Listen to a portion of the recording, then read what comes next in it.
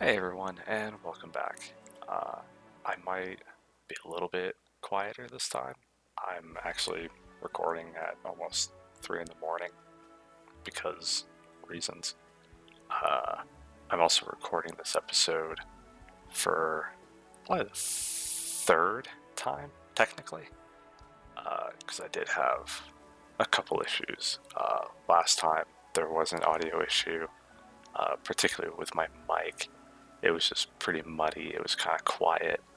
I also had video issues where the latency on my capture program was out of whack, and there was a almost 2 second delay between what was happening and what was then being heard, and just it wasn't fun. So I had to go and fix that. Anyway, we are going to do Gruntle Desert. I've now done this. This will be like the fourth time in the last week, so we're probably gonna blaze through this. So most desert areas are pretty open and not fun to do.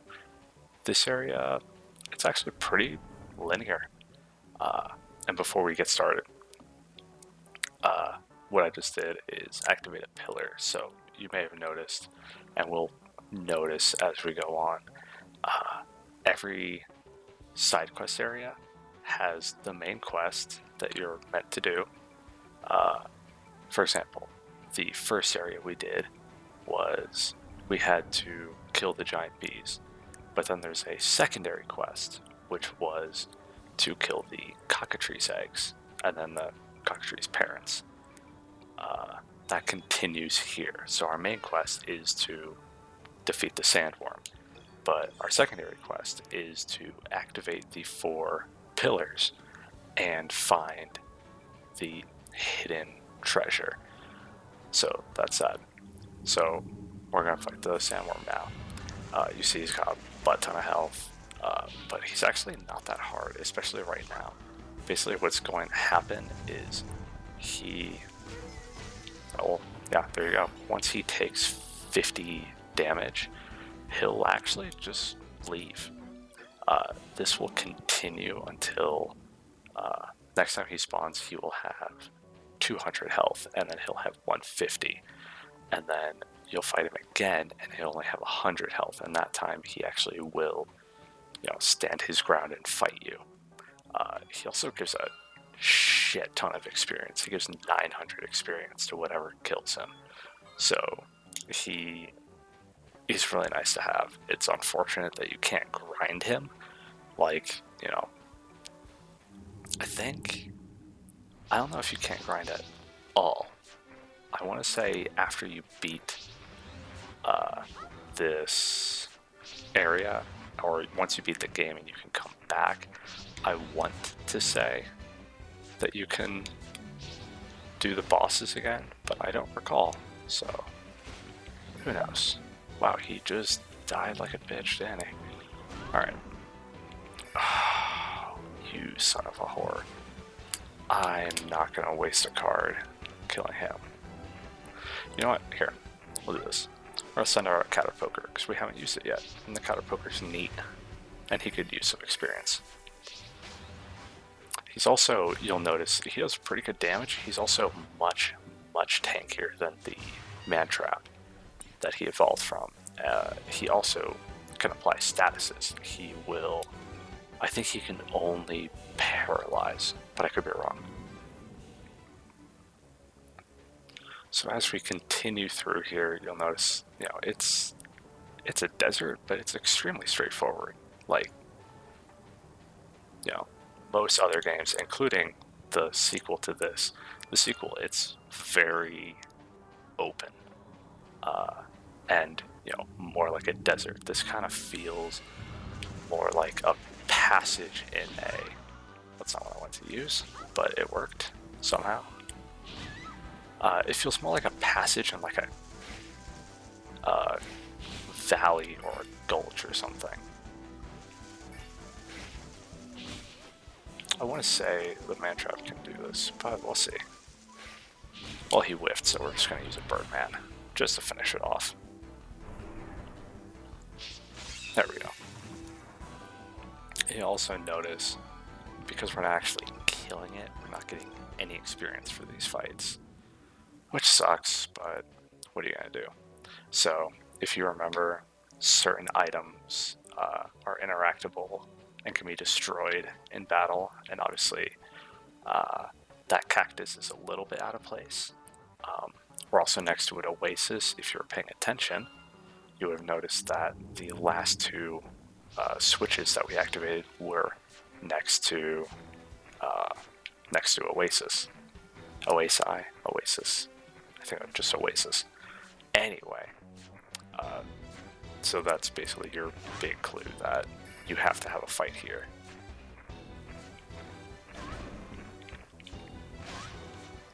I'm okay using those.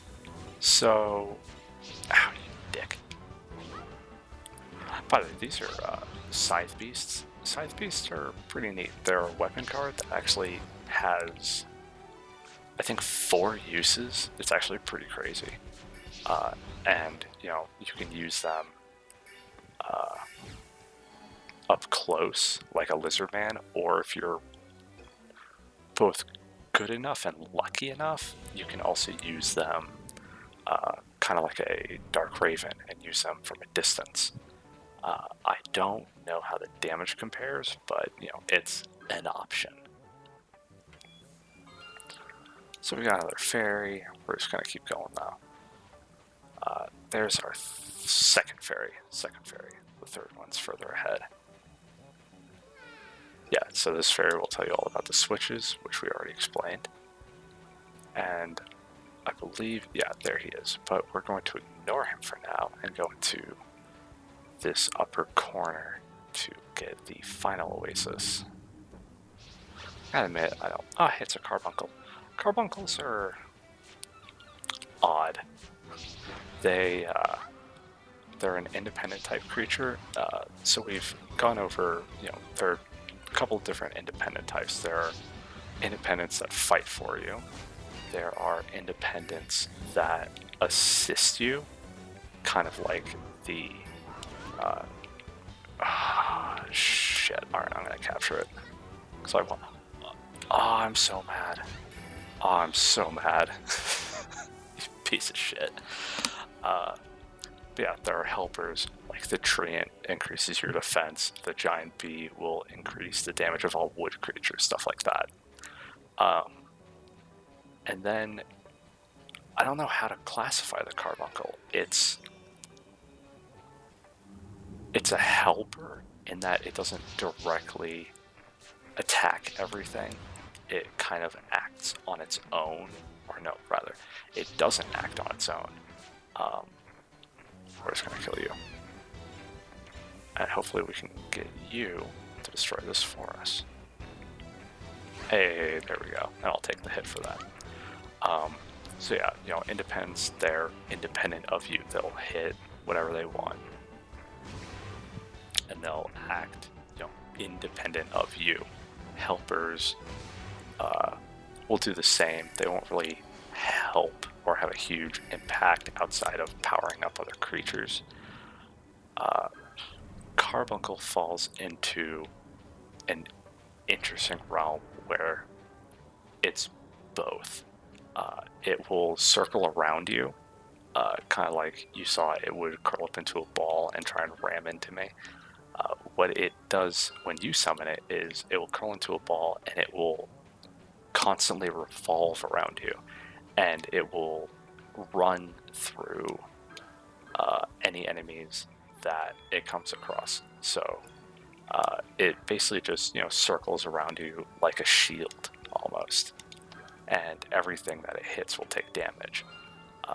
Unlike most other independents, though, cards like that have really, really shitty lifespans. I went the wrong way. So, actually, you know what? We can show this. So, pretty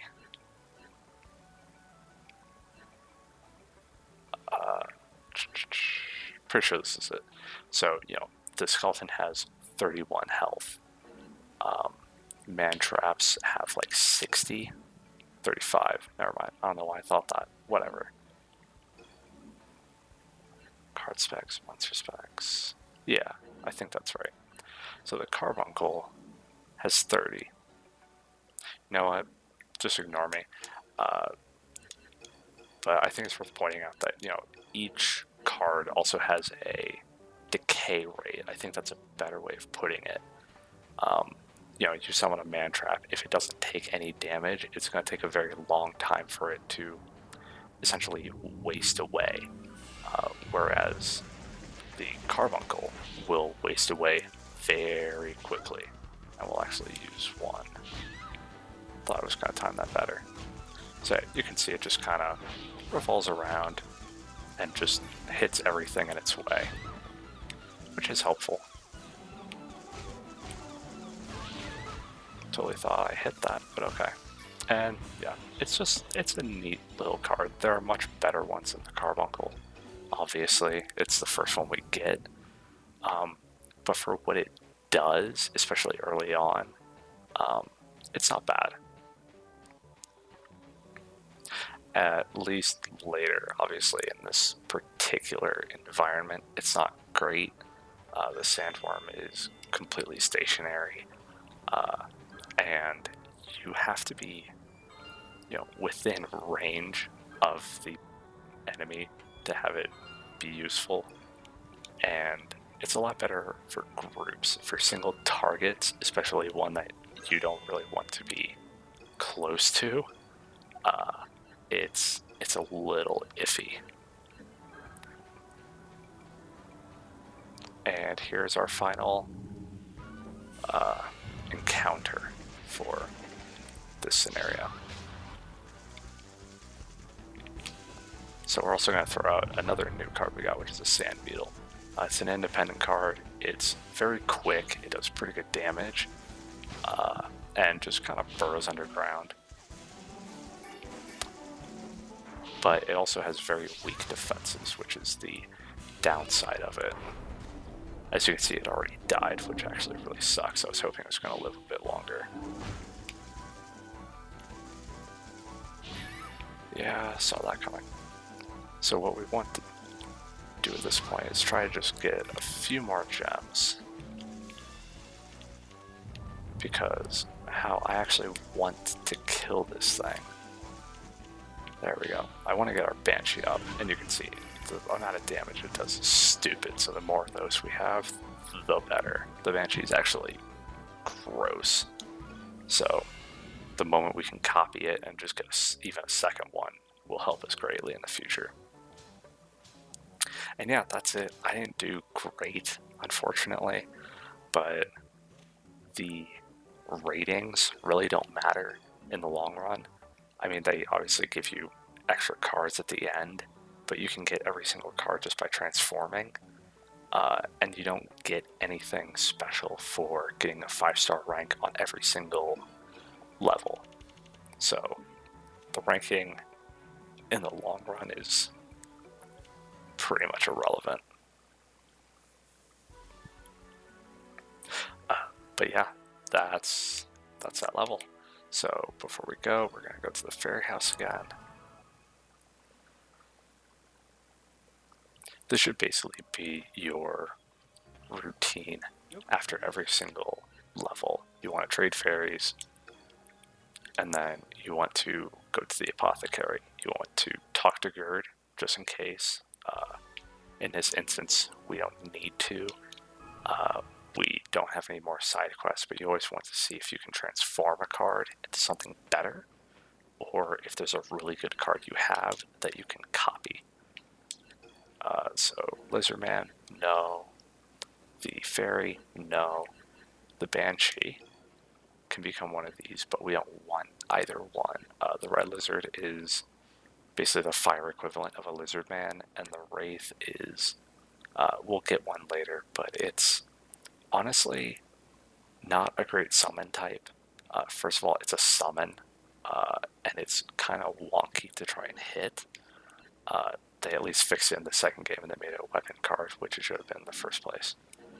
But no, we want to keep our Banshees and maybe transform one later. That being said, we can't really transform or copy anything good. So we're just going to leave and we're going to go to the next stage in the next video, which is the burial grounds, which will give us our first,